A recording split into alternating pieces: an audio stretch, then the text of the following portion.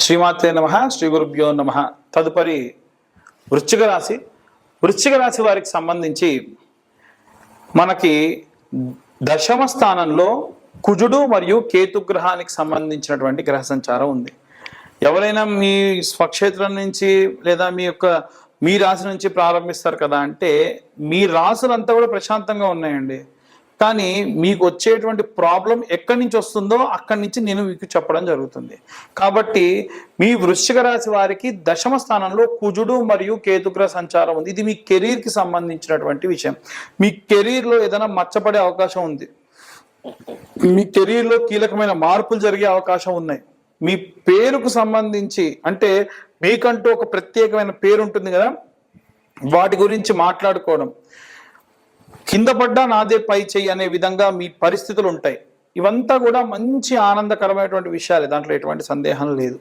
అలాగే ఈ యొక్క వృశ్చిక రాశి వారికి సంబంధించి నవమ స్థానంలో బుధగ్రహ సంచారం అంటే ఏదైనా సరే విద్యా సంస్థలకు సంబంధించి కానీ, ట్యూషన్స్కి సంబంధించి కానీ, లేకుంటే డివోషనల్కి సంబంధించి కానీ, ట్రావెల్కి సంబంధించి కానీ డబ్బు ఖర్చు పెడతారు, వాటిపై డబ్బులు కూడా సంపాదిస్తారు. అంటే బిజినెస్ కూడా ఈ ప్రకారంగా, అంటే ఏదైనా ఒక ఆస్ట్రాలజీ నేర్చుకునే వాళ్ళు ఉంటారు, హోమాలు పూజలు చేసే వాళ్ళు ఉంటారు, వాళ్ళకి ఈ యొక్క వృశ్చిక రాశి వారికి బాగా లాభదాయకంగా ఉంటుంది.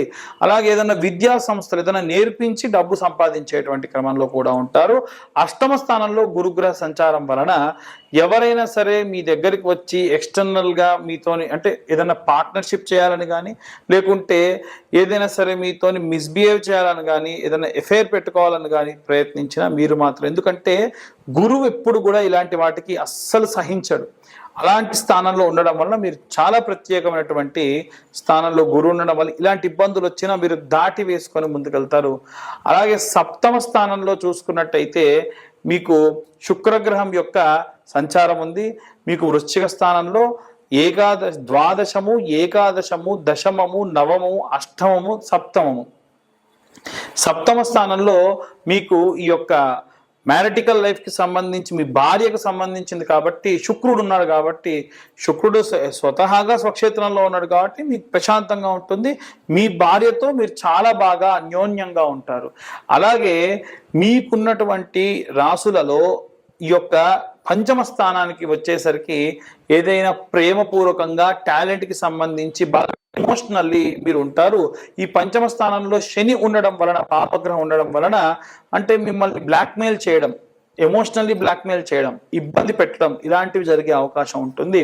అలాగే నాలుగవ స్థానంలో హెరిడిటీకి సంబంధించినటువంటిది కాబట్టి మీ ఫ్యామిలీకి సంబంధించి ఏదైనా సరే హెరిడిటీ అంటే మీరు వంశపారంపర్యంగా ఏదైనా ఆస్తి కానీ, ధర్మం కానీ, ఆచారాన్ని కానీ మొయ్యడం, దాన్ని ముందుకు తీసుకెళ్లడం ఇలాంటివన్నీ కూడా జరిగే అవకాశం ఉంది.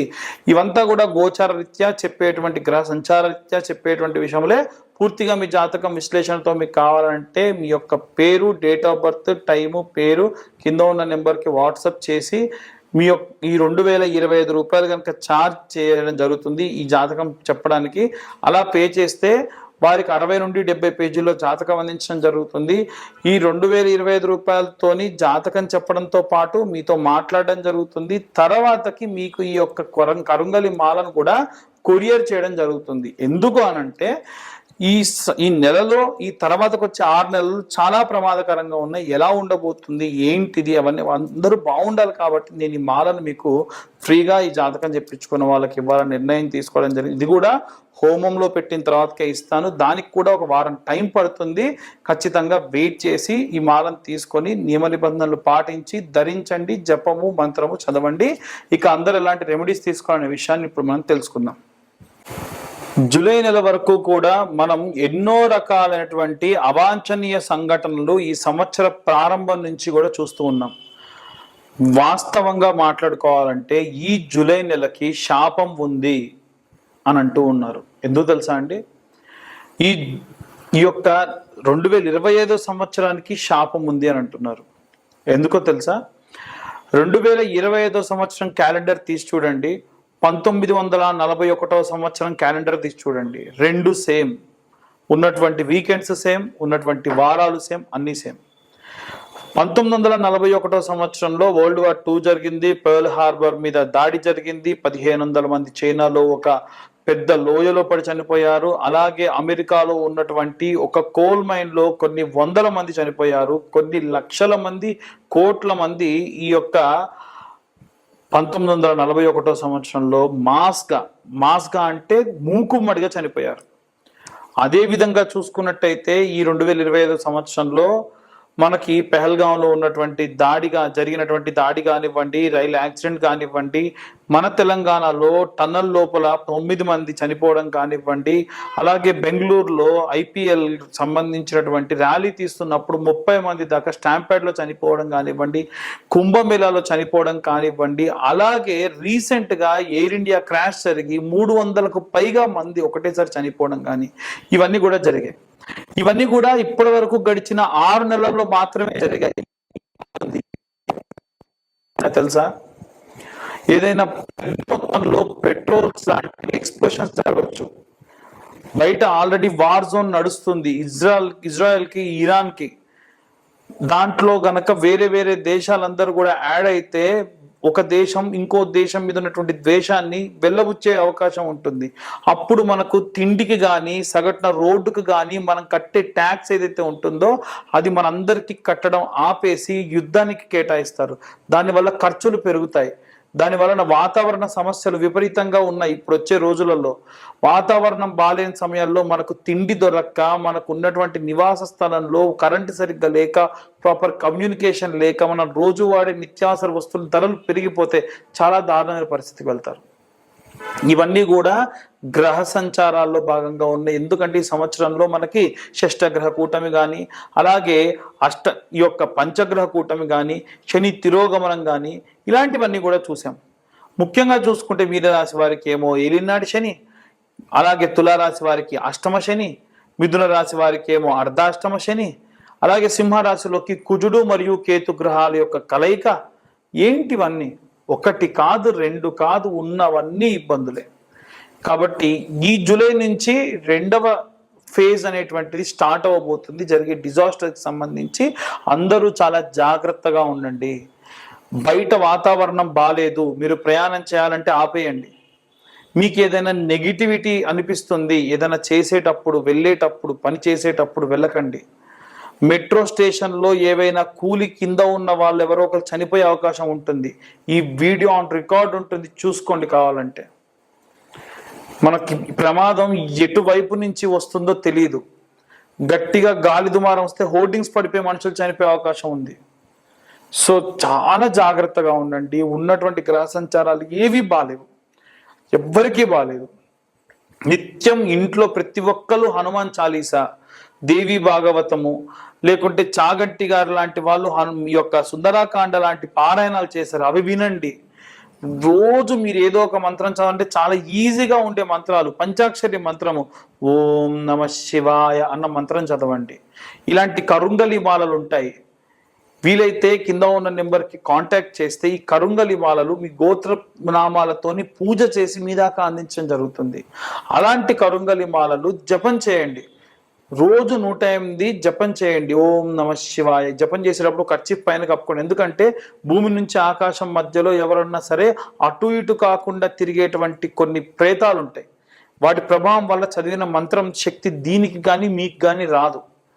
అలా 108 సార్లు ఓం నమ శివాయ మంత్రాన్ని రోజు పొద్దున కానీ సాయంత్రం ఏదైతే 2 పూట కానీ జపం చేయండి. అలాగే ఓం క్లీం కృష్ణాయ వాసుదేవాయ హరయే పరమాత్మనే ప్రణతక్లేశనాశాయ గోవిందాయ నమో నమః అన్న మంత్రాన్ని చదవండి. ఇలాంటి మంత్రపఠనాలు చేయడం వల్ల విపరీతమైనటువంటి శక్తి లభిస్తుంది.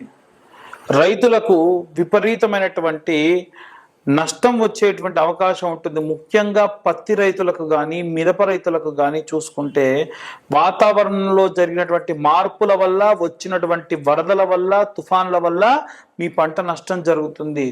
ఏదైనా సరే పంట కోతకొస్తే ఇంకా బాగా కాస్తుందేమో ఉంచుదాము అనుకునేలో పంట ఖరాబ్ అయిపోతుంది. కాబట్టి ఏ సమయానికి చేసేటువంటి పనులు రైతులు ఆ పనికి చేసేసేయండి. రాజకీయాల్లో ఉన్నటువంటి ప్రముఖులలో ఒకరు మరణిస్తారు అని చెప్పి జూన్లో మనకు మార్చిలో ఉన్నటువంటి రాశి ఫలాల్లోనే నేను ఇంతకు మునిపే చెప్పాను. అలాగే గుజరాత్ ఎక్స్-సీఎం చనిపోయారు. నెక్స్ట్ ఇప్పుడు సినిమా ఇండస్ట్రీకి సంబంధించి ఒక వ్యక్తికి ప్రమాదం జరగబోతుంది. చాలా జాగ్రత్తగా ఉండండి. అలాగే ఈ యొక్క జూలై మాసంలో ప్రత్యేకంగా అందరూ కూడా ప్రత్యేకమైనటువంటి పూజలు ఏం జరిగినా సరే చేయండి. ముఖ్యంగా వారాహి నవరాత్రులు జరుగుతున్నాయి కాబట్టి వీలైతే ఈ వీడియోని మేము ఈ జూలై మాసం కంటే ముందే టెలికాస్ట్ అయ్యేట్టుగా చూస్తాం.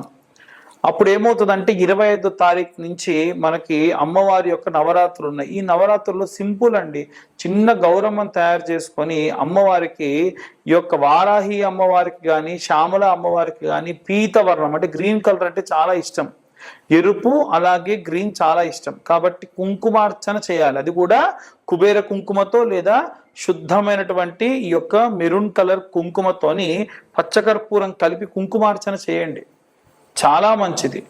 అలాగే వ్యాపారస్తులు ఈ వారం రోజులు, ఈ 9 రోజుల తర్వాతకి రోజు పెట్టుకునే బొట్టులో పచ్చకర్పూరం కలిపేసేసి పెట్టుకోండి.